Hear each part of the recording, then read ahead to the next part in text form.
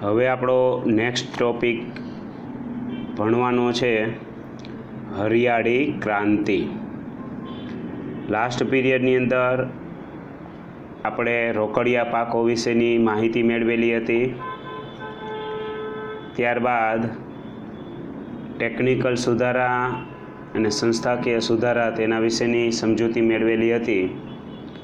હવે આજના પીરિયડની અંદર આપણે સૌપ્રથમ હરિયાળી ક્રાંતિ કેવી રીતે ભારતમાં આવી અને ક્યારથી તેનું સર્જન થયું અને તેનાથી શું શું ફાયદાઓ થયા, તો તે હરિયાળી ક્રાંતિ વિશે આપણે સમજવાનું છે.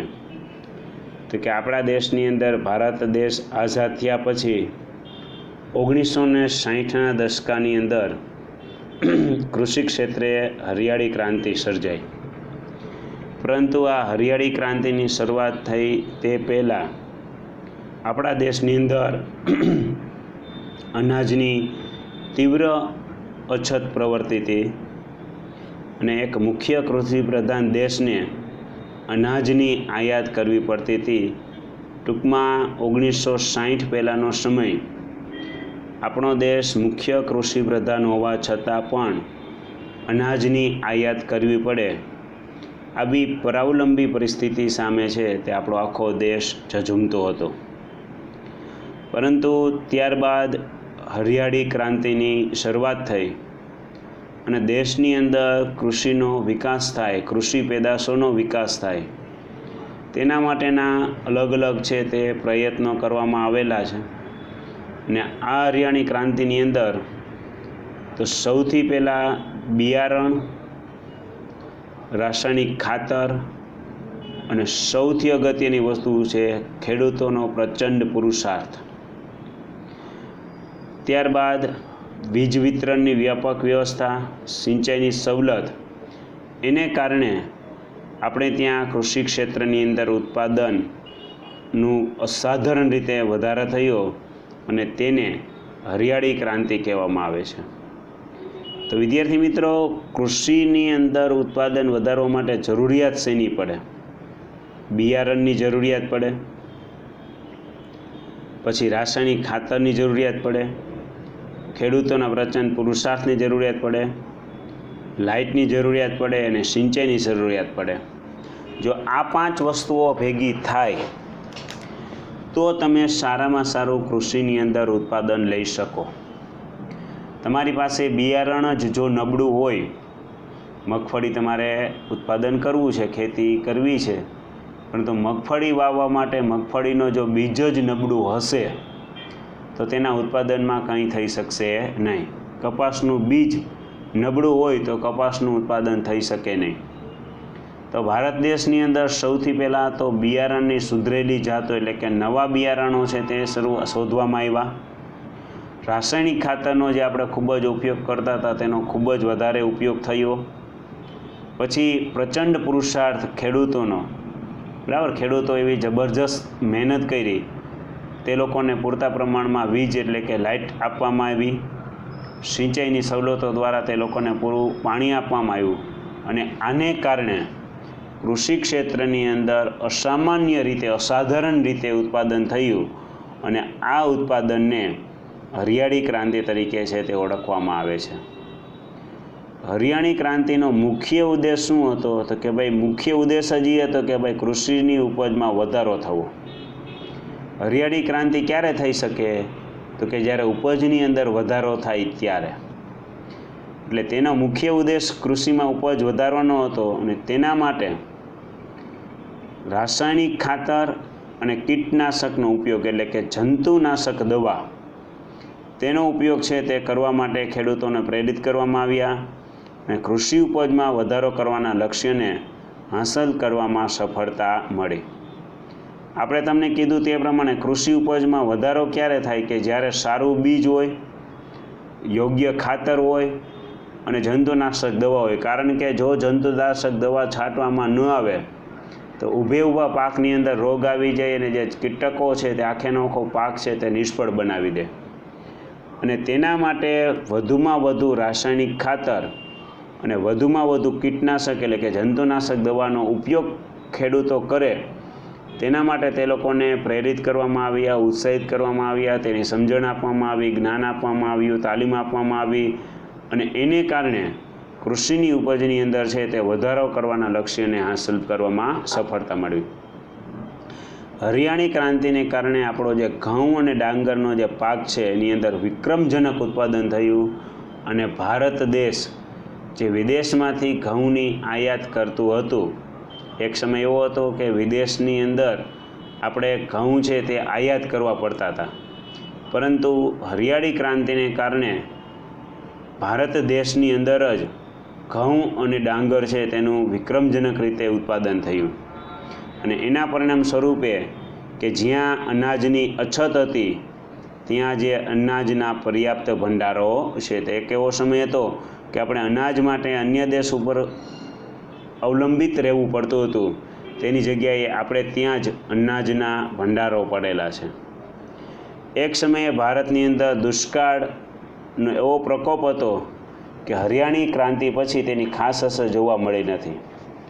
અનાજના બફર સ્ટોકને કારણે દુષ્કાળ કે અછત પરિસ્થિતિનો પણ આપણે સરળતાથી સામનો કરી શક્યા અને અન્ન ક્ષેત્રે આપણા દેશનું સ્વાવલંબન એ હરિયાળી ક્રાંતિની સીમાચીન ઐતિહાસિક સિદ્ધિ છે. એટલે તમને હરિયાળી ક્રાંતિની અંદર આ 1, 2, 3, 4, 5 અને 6 મુદ્દાઓ લખવાના છે અને ખાસ વાર્ષિક પરીક્ષાની અંદર આ પ્રશ્ન પૂછાવાની પૂરેપૂરી શક્યતા છે. એટલે 6 બાબતો છે તે ખાસ તમારે ધ્યાનમાં રાખવાનું છે કે ભાઈ બિયારણની સુધારેલી જાતો, રાસાયણિક ખાતર, ખેડૂતોનો પુરુષાર્થ, વીજ અને સિંચાઈની સવલતને કારણે અસાધારણ રીતે ખેતીની અંદર ઉત્પાદન વધ્યું, જેને હરિયાળી ક્રાંતિ કહેવામાં આવે છે. એનો મુખ્ય હેતુ ઉપજ વધારવાનો હતો અને એના માટે રાસાયણિક ખાતર અને કીટનાશકનો દવાનો પુષ્કળ પ્રમાણમાં ઉપયોગ કરવામાં આવ્યો. હરિયાળી ક્રાંતિને કારણે ઘઉં અને ડાંગરની અંદર આપણે વિક્રમજનક રીતે ઉત્પાદન કર્યું અને અનાજની જ્યાં આપણે અછત હતી ત્યાં આપણી પાસે ભંડારો થઈ ગયા અને દુષ્કાળના સમયની અંદર પણ તેની ખાસ અસર આપણે જોવા ન મળી અને દુષ્કાળ કે અછતની પરિસ્થિતિની પણ આપણે સરળતાથી સામનો કરી શક્યા અને અનાજ ક્ષેત્રે દેશનું સ્વાવલંબન, બરાબર, અનાજ માટે હવે આપણે બીજા કોઈ દેશ ઉપર આધાર રાખવો પડતો નથી, તે હરિયાળી ક્રાંતિની સીમાચિહ્ન રૂપ છે તે સિદ્ધિ કહેવાય. ત્યારબાદ હવે આપણો ટોપિક છે ભારતીય અર્થકારણમાં કૃષિનું યોગદાન. કે ભાઈ આપણા દેશનો જે આર્થિક વિકાસ છે તે આર્થિક વિકાસની અંદર કૃષિ છે તે આપણે કઈ રીતે ઉપયોગી થાય છે. તો કે ભાઈ ખેતી છે એ જ આપણો મુખ્ય વ્યવસાય છે. આઝાદી સમયે કૃષિ ક્ષેત્રે જે ભારણ હતું તે હવે ઓછું થઈ ગયું છે, તેમ છતાં પણ અર્થતંત્રમાં તેનું મહત્ત્વનું યોગદાન છે. દેશના અડધો લોકોને વિચાર કરો તમે, આપણા દેશની અંદર કેટલા ઉદ્યોગો, કેટલી કંપનીઝ ને કેટલી બધી વસ્તુ છે, પરંતુ 50%ની અંદર આ બધી વસ્તુ આવી જાય અને 50%ની અંદર એક ખેતી જ આપણા દેશના લોકોને છે તે રોજગારી આપે છે. કૃષિ ક્ષેત્રના દેશના કુલ ઘરેલું પેદાશમાં જીડીપી છે એ 17% હિસ્સો ધરાવે છે. વિચાર તમે કરો, આખો જે દેશનો જે જીડીપી છે એમાંથી 17% હિસ્સો તો માત્ર ને માત્ર ખેતીનો જ છે. ખેતીની અંદર પણ આપણે જોઈએ ચોખા, ઘઉં, તેલીબિયા, કપાસ, શણ, ચા, શેરડી, તમાકુ, બટેટા કે જેની આપણે નિકાસ કરીએ છીએ ને જેને કારણે આપણે વિદેશી હુંડિયામણ પ્રાપ્ત થાય છે. એટલે ખેતી આપણા દેશની અંદર એટલું ઉપયોગી છે કે જે આપણા દેશને 50% રોજગારી પૂરી પાડે છે. અડધો લોકોને રોજગારી પૂરી પાડે છે. આપણા જીડીપીની અંદર 17% હિસ્સો છે. આપણી જે કૃષિ પેદાશો છે ને તેની આપણે નિકાસ કરીએ છીએ ને નિકાસમાંથી વિદેશી હુંડિયામણ છે તે આપણે પ્રાપ્ત થાય છે. એટલે આપણે ધ્યાનમાં આવે કે ભારતનું જે અર્થકારણ છે તેની અંદર પણ કૃષિનું કેટલું બધું યોગદાન છે તે રહેલું છે.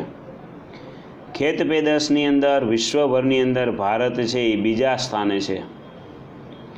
સુતરાઉ કાપડ, ખાંડ, કાગળ, તેલ વગેરે ઉદ્યોગો અને ખાદ્ય સામગ્રીને લગતા પ્રસંસ્કરણ ઉદ્યોગનો કાચો માલ એ આપણે ખેતીમાંથી જ મળે છે. બરાબર, આપણે જ્યારે તમને ઉદ્યોગો આ ચેપ્ટર સમજાવ્યું હતું ત્યારે આપણે તમને કીધેલું હતું કે ભાઈ ઉદ્યોગોનો જે કાંઈ પણ કાચો માલ છે એ કાચો માલ આપણને ક્યાંથી મળે છે તો કે ખેતીમાંથી મળે છે. જો ખેતી નબળી તો દરેક ઉદ્યોગોને તેની અસર પહોંચે જ છે. જો ખેતી સારામાં સારી થાય તો તેનાથી ઉદ્યોગોનો પણ સારામાં સારો વિકાસ થાય છે.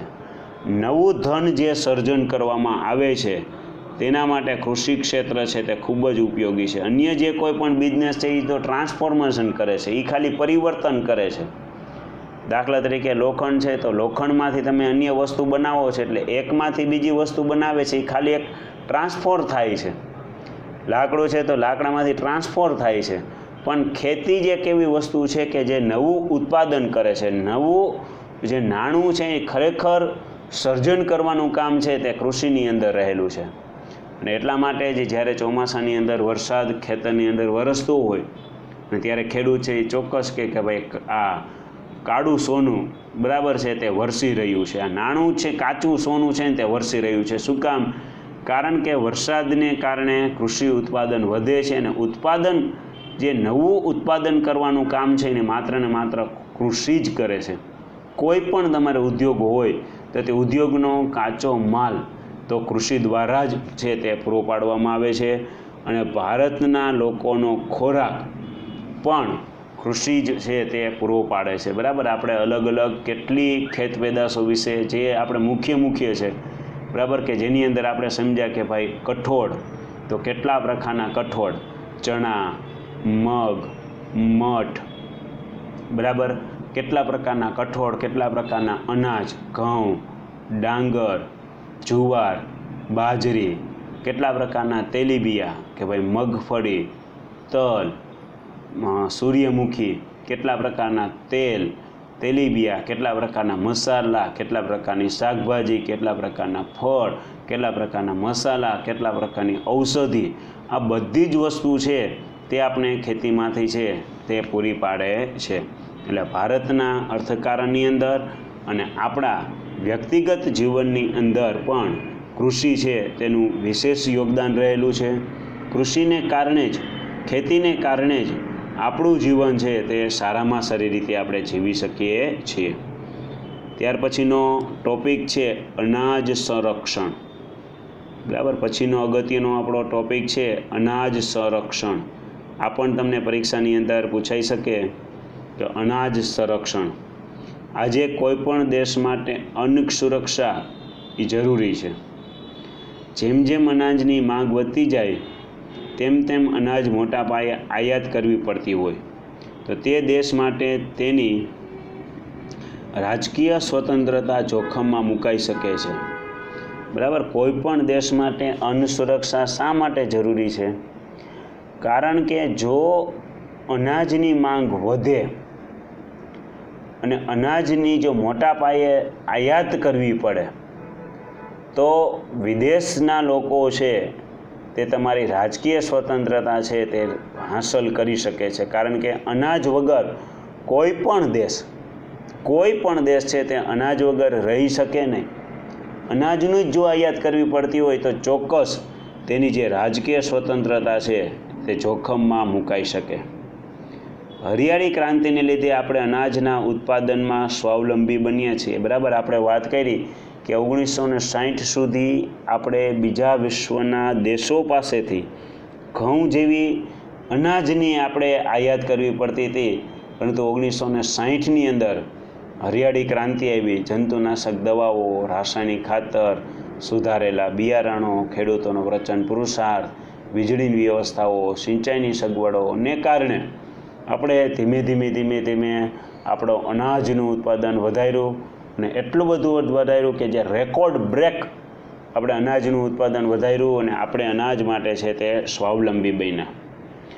અનાજના ઉત્પાદનના વધારાને સાથે દેશની વસ્તીમાં પણ એટલો જ વધારો થયો. આ ખાસ ધ્યાનમાં રાખજો, 1951માં દેશની વસ્તી 36 કરોડ હતી. બરાબર, 1951માં દેશની વસ્તી આશરે 36 કરોડ હતી, 36 કરોડ અને 10 લાખની હતી અને આજે 150 કરોડથી વધુ છે. તો એને કારણે અનાજની માંગ છે એની અંદર પણ વધારો થયો છે. વિચાર કરો તમે, 1951ની અંદર આપણી વસ્તી 36 કરોડ 10 લાખની હતી, જે અત્યારે આપણે 140-50 કરોડે પહોંચી ગયા છે. તો 36 કરોડમાં જેટલી અનાજની માંગ હોય તો સ્વાભાવિક છે એનાથી 5 ગણી માંગ, બરાબર, 4 ગણી માંગ તો અત્યારે હોય જ. તો તેમ છતાં પણ આપણા દેશના છેલ્લા 5 વર્ષમાં અનાજનું ઉત્પાદન વધ્યું છે. વિચાર તમે કરો, આ આપણા માટે પ્લસ પોઈન્ટ કહેવાય કે આટલી માંગ વધવા છતાં છેલ્લા 5 વર્ષની અંદર અનાજનું ઉત્પાદન વધ્યું છે. 1950-51માં ભારતમાં 51 કરોડ ટન અનાજ ઉત્પાદન થયું હતું, જે 2013-14માં વિક્રમજનક રીતે 265.4 કરોડ ટન થયું. વિચાર કરો તમે, આજે 265.4 એટલું અનાજ થયું કે આજે એટલું અનાજ છે કે દેશની ન્યૂનતમ જરૂરિયાત પૂરી કરી શકાય. અને આ ભંડાર ટકાવી રાખવો અને એમાં વધારો કરવો એ આવશ્યક છે. અને એટલા માટે જ અનાજનો જે બફર સ્ટોક છે, એટલે ટૂંકમાં વધારાનો સ્ટોક છે તો ઊભો કરી અને જે કાંઈ પણ દુષ્કાળ આવે અથવા તો ઓછું અનાજનું ઉત્પાદન થાય તે સમયે આ બફર સ્ટોકનો છે તે આપણે ઉપયોગ કરી શકીએ. અનાજના ગોદામોમાં રહેલી અનાજને સાચવવાની વૈજ્ઞાનિક પદ્ધતિઓ અપનાવી અનાજનો બગાડ અટકાવી શકાય અને અનાજ હજારો ગરીબ પરિવારોને વિનામૂલ્યે આપીને ભૂખ પણ મિટાવી શકાય. અનાજનો બગાડ અટકાવવો એ સમયની તાતી જરૂરિયાત છે. અનાજના સંગ્રહણ અને પ્રબંધનની વ્યવસ્થા સુદૃઢ કરવી અત્યંત આવશ્યક છે. સરકારે ખાદ્ય સુરક્ષા કાયદા ફૂડ સિક્યુરિટી એક્ટ દ્વારા ગરીબો સુધી અનાજ વિતરણ કરવાની જોગવાઈ કરીને એક સારી શરૂઆત કરી છે. ટૂંકમાં એમ કહી શકાય કે અત્યારે આપણી પાસે 265.4 કરોડ ટન 2013-14ની અંદર આપણે ઉત્પાદન કર્યું. તો એને કારણે આપણા દેશની ન્યૂનતમ જરૂરિયાત છે એ તો આપણે પૂરી કરીએ છીએ, પણ હવે આ ભંડોળ ટકાવી રાખવો અને તેમાં વધારો કરવો એ ખૂબ જ જરૂરી છે. અને એના માટે અનાજ સચવાય એના માટે વૈજ્ઞાનિક પદ્ધતિઓ અપનાવવી જોઈએ. અને જેને કારણે જે હજારો ગરીબ પરિવાર છે તેને આપણે મુખ્ય રીતે મફત અનાજ આપી અને તે લોકોની ભૂખ છે તે મિટાવી શકાય. અને આ અનાજ બચાવવું એ આપણી સમયની એક તાતી જરૂરિયાત છે. ને એટલા માટે જ આપણી થાળીમાંથી કોઈ દિવસ ક્યારેય કોઈ વસ્તુ એઠી ન રહેવી જોઈએ, આવો આજે આપણે છે ને તે સંકલ્પ કરવાનો છે. અત્યારે જ્યારે આપણે અનાજ સંરક્ષણનો આ ટૉપિક ભણતા હોઈએ ત્યારે પરીક્ષા માટે તો ઉપયોગી છે જ છે, બરાબર, પણ આપણા જીવન માટે પણ આ લાઈફ ટાઈમ દરેક વિદ્યાર્થીએ ખાસ ધ્યાનમાં રાખવાનું છે કે ક્યારેય આપણી થાળીમાં અન્નનો એક પણ દાડો છે તે બગડવો ન જોઈએ. અને એની પ્રતિજ્ઞા, એનો સંકલ્પ આજે આપણે પ્રત્યેક લોકોએ છે તે લેવાનો છે. કારણ કે આપણે જે અનાજ બગાડીએ છીએ એને કારણે આજે લાખો લોકો છે તે અનાજથી વંચિત છે. તો તે લોકોની પેટની આંતરડી ઠરે, તે લોકોને ભૂખ મિટાઈ શકે, તેના માટે આપણે અનાજ જરૂરી છે તો છે જ, પણ ત્યાં કોઈ જાતનો બગાડ ન થાય એ આપણે કાળજી રાખવાની છે. એટલા માટે જ્યારે આપણે લગ્ન પ્રસંગની અંદર જતા હોય, કોઈ ફંક્શનમાં જતા હોઈએ, હોટલ્સની અંદર જતા હોઈએ, તો તે સમયે આપણી એટલી જવાબદારી બને છે કે ભાઈ એટલીસ્ટ બીજાને કદાચ આપણે સમજાવી શકીએ કે ન સમજાવી શકીએ, પણ એટલીસ્ટ હું તો મને જેટલી જરૂરિયાત છે તેટલી જ વસ્તુ છે તે લઈશ અને તે સંપૂર્ણ વસ્તુ છે ને તે પૂર્ણ કરીશ. આપણે લગ્ન પ્રસંગની અંદર આપને ખબર છે કે બુફે હોય ત્યારે માણસો આખો થાળી ભરીને કેટલી બધી વસ્તુ લઈ લે અને એમાંથી જરીક એવું જમે અને બાકીનું બધું છે ને તે વેસ્ટેજ જાય. હોટેલની અંદર જઈએ, નો ડાઉટ આપણે પૈસા જ આપીએ છીએ, પણ પૈસા જ આપીએ છીએ પણ તેનાથી અન્નની કિંમત છે તે પૈસાની અંદર કોઈ દિવસ આંકી ન શકાય. એ અન્નનું ઉત્પાદન કરવા માટે કેટલો બધો પ્રયત્ન થયો છે એ આપને ખબર નથી. આપણી થાળીની અંદર જે એક રોટલી આવી છે એ રોટલી માટે કેટલા લોકોએ પરિશ્રમ કર્યો છે આપને ખબર નથી. તો તેવા સમયે કોઈ પણ જગ્યાએ આપણું અનાજ ન બગડે તેની ખાસ આપણે દરેક વિદ્યાર્થીએ છે ને તે તકેદારી રાખવી જોઈએ. અને એટલીસ્ટ આપણે પોતે તેટલું નક્કી જ કરવું જોઈએ કે ભાઈ મારી થાળીમાં જેટલું વસ્તુ આવી છે એટલું તો હું ફિનિશ કરીશ જ, અથવા તો મને જેટલી જરૂરિયાત હશે તેટલી જ વસ્તુ છે હું થાળીની અંદર પીરીશ. કારણ કે અત્યારના સમયની અંદર આપણે વાત કરી તે પ્રમાણે અનાજ બચાવવું એ અત્યારના સમયની તાતી જરૂરિયાત છે. તો આ ટૉપિક પણ છે તે આપણે ખાસ ધ્યાનમાં રાખવાનો છે અને એ પણ તમને પરીક્ષાની અંદર પૂછાઈ શકે. અને હવે છેલ્લો પોઈન્ટ છે ભારતની ખેતી પર વૈશ્વિકરણની અસર. ભારતની ખેતી પર વૈશ્વિકરણની અસર, કે ભારતનો ખેડૂત તેની ખેત પેદાશને વૈશ્વિક બજારમાં વેચીને નફો મેળવી શકે છે. બરાબર, આપણે માત્ર આપણા દેશમાં જ વેચવાનું છે એવું નથી, વિદેશની અંદર પણ આપણે નિકાસ કરી અને નફો મેળવી શકીએ છીએ. ખેતી ક્ષેત્રે વૈશ્વિકરણની નીતિ અમલમાં મુકાઈ છે. વૈશ્વિકરણને લીધે ખેતી ક્ષેત્રની અંદર ઘણા બધા પરિવર્તનો પણ આવ્યા છે. બરાબર, ખેતીના પાકોની નિકાસ કે આયાત કરવા માટેની પ્રક્રિયા છે તે સરળ કરાઈ છે. કે ભાઈ આપણે વિશ્વની અંદર આપણી જે કાંઈ પણ ખેત પેદાશો છે, અનાજ છે, ફળ છે, ફૂલ છે, શાકભાજી છે, ઔષધિ છે, બરાબર, મરી મસાલા છે, એ વિદેશની અંદરથી આપણે આયાત કરવી હોય અથવા તો વિદેશમાં આપણે નિકાસ કરવી હોય તો તેની પ્રક્રિયા જો સરળ હોય તો તે થઈ શકે. અને એની પ્રક્રિયા છે તે આપણે ત્યાં સરળ કરવામાં આવી છે. અને એના પરિણામ સ્વરૂપે જ આપણે ગુજરાતમાંથી કપાસ, મરચાં, તલ તે ચીનના બજારમાં અને વિશ્વના વિવિધ ફળો ભારતના બજારમાં મળતા થયા છે. બરાબર, અમુક એવા ફળો છે કે જે વિદેશમાંથી આપણે ત્યાં આયાત કરીએ છીએ અને આપણે જે કાંઈ પણ કપાસ છે, મરચાં છે, તલ છે તે ચીનની બજારની અંદર વેચાય છે. આપણી મેંગો, બરાબર, અમેરિકાના લોકો છે એ આપણી કેરીના દીવાના છે, તો અહીંથી આપણે તાલાળા ગીરમાંથી આપણી કેરીઓ છે તે આપણે વિદેશની અંદર નિકાસ કરીએ છીએ. વૈશ્વિકરણથી ભારતમાં બહુરાષ્ટ્રીય કંપનીઓ દ્વારા વેચવામાં આવતા મોંઘા ભાવના જીનેટિકલી મોડિફાઈડ બિયારણો આવ્યા. એને હિસાબે ખેતી ખર્ચાળ બની. જોકે કપાસ અને મકાઈમાં તેનાથી ઉત્પાદનમાં પણ વધારો થયો. આયાત સરળ થતાં ઘર આંગણે આપણા કૃષિ ઉત્પાદનને સ્પર્ધાનો સામનો કરવો પડ્યો. તેમાં પેટન્ટ રજિસ્ટરની જરૂરિયાત ઊભી થઈ. વિશ્વના બજારમાં ગુણવત્તાસભર કૃષિ પેદાશની પેટન્ટ દેશના નામે નોંધાવવી જરૂર છે. ટૂંકમાં ભારતનો કૃષિ ક્ષેત્રે વૈશ્વિક બજારમાં થતી સ્પર્ધાનો સામનો કરવા અને નવી ટેકનોલોજી અપનાવી ગુણવત્તા પર ધ્યાન કેન્દ્રિત કરવું પડશે. કૃષિ ક્ષેત્રે જોડાયેલા લોકોની આર્થિક ઉન્નતિ અને સદ્ધરતા વધારવા આયોજનબદ્ધ પગલાં ભરવા પડશે. અને વધતી જતી વસ્તી અને ભવિષ્યમાં વધનાર કૃષિ પેદાશોની માંગ સાથે આર્થિક પ્રગતિની વિકાસ કૂચ જાળવી રાખવી બીજી હરિયાળી ક્રાંતિ માટે નક્કર વ્યૂહરચના ગોઠવવી જરૂરી છે. તો વિદ્યાર્થી મિત્રો, અહીં આપણું ચેપ્ટર નંબર 10 છે તે આપણે પૂર્ણ કરીએ છીએ. તો ચેપ્ટર 10ના જે કાંઈ પણ સ્વાધ્યાયના હેતુલક્ષી પ્રશ્નો, 1-2 વાક્યના પ્રશ્નો, વિકલ્પવાળા પ્રશ્નો છે તે તમારે પાકી બુકમાં લખી નાખવાના છે. ત્યારબાદ આપણે જે કાંઈ પણ ટૉપિક સમજાવ્યા છે, બરાબર, લાસ્ટ પીરિયડની અંદર આપણે તમને સમજાવ્યું છે ટેકનિકલ સુધારા, એ પોઈન્ટ લખવાનો છે. સંસ્થાકીય સુધારા, આ પોઈન્ટ લખવાનો છે. હરિયાળી ક્રાંતિનો પોઈન્ટ લખવાનો છે. અને ભારતીય અર્થકારણમાં કૃષિનું યોગદાન, આ 4 પોઈન્ટ છે એ તમારે અત્યારે જ પાકી બુકની અંદર લખી લેવાના છે. અને શુક્રવારે તમારે બતાવવા માટે આવવાનું છે. તેનો સમય હું તમને જણાવી દઈશ. શુક્રવાર અથવા તો શનિવારે, શુક્રવારે જ બતાવવા આવવાનું છે. તેનો સમય આપણે તમને જણાવી દઈશું. અને જે કોઈ પણ પાક છે, બરાબર, એની અંદર આપણે તમને કોષ્ટક કીધું છે તે કોષ્ટક મુજબ, બરાબર, એની કયો પાક છે તે આબોહવા, વરસાદ, તાપમાન, પછી ભારતમાં કયા રાજ્યોમાં થાય છે, ગુજરાતમાં કયા રાજ્યમાં થાય છે તેની રિમાર્ક, આખું એવું સરસ મજાનું કોષ્ટક પણ તમારે બનાવવાનું છે કે જેને કારણે તમને આખા દરેક પાક અને બધી જ માહિતી યાદ રહી જાય. એમાંથી કાંઈ પણ હેતુલક્ષી પ્રશ્ન પૂછો તો આવડી જાય. બેઝિક બધી બાબતો તમારી ક્લિયર થઈ જાય અને તમે સારામાં સારી તૈયારી કરી શકો.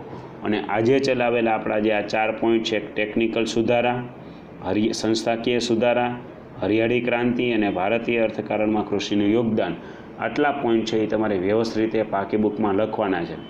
માત્ર લખવા જ આટલું પૂરતું નથી, પરંતુ તેની વ્યવસ્થિત અને સરસ રીતની તૈયારી પણ કરવી જરૂરી છે. કારણ કે જ્યારે તમે આવશો ત્યારે સીધું આપણું પેપર રાઇટિંગ જ શરૂ થઈ જતું હશે. તમારે પેપર જ સીધા લખવાના રહેશે. 5 તારીખથી આપણા પેપર પણ લખવાના ચાલુ થઈ જાય છે. તો જે કોઈ પણ ચેપ્ટર ચાલે છે તેની વ્યવસ્થિત રીતે સરસ રીતની આપણે તૈયારી શરૂ કરી દઈએ કે જેથી કરીને આપને કોઈ જાતની તકલીફ ન થાય. ગણિતનો તો કોર્સ આપણો કમ્પ્લીટ જ થઈ ગયેલો છે, એટલે એની અંદર આપણે રિવિઝન પણ ચાલુ કરાવી દીધું છે. એમાં આપણે વર્તુળ ચેપ્ટરનું રિવિઝન લાસ્ટ વીકની અંદર કમ્પ્લીટ કર્યું. ગઈકાલે ત્રિકોણમિતિના ઉપયોગો તેનું રિવિઝન છે તે આપણે કમ્પ્લીટ કર્યું. અને આજના આપણા પીરિયડની અંદર આપણે સમાજવિદ્યાનું ચેપ્ટર નંબર 10 છે તે પણ આપણે પૂર્ણ કરી દઈએ છીએ. તો ટૂંકમાં સમાજવિદ્યામાં જેટલું ચાલે છે તેટલું રોજે રોજ પાકી બુકમાં લખી અને તૈયાર કરી લેવાનું, કે જેથી કરીને આગળ જતાં તમને કોઈ પ્રશ્ન ન થાય. ઓકે, જય હિન્દ, જય ભારત.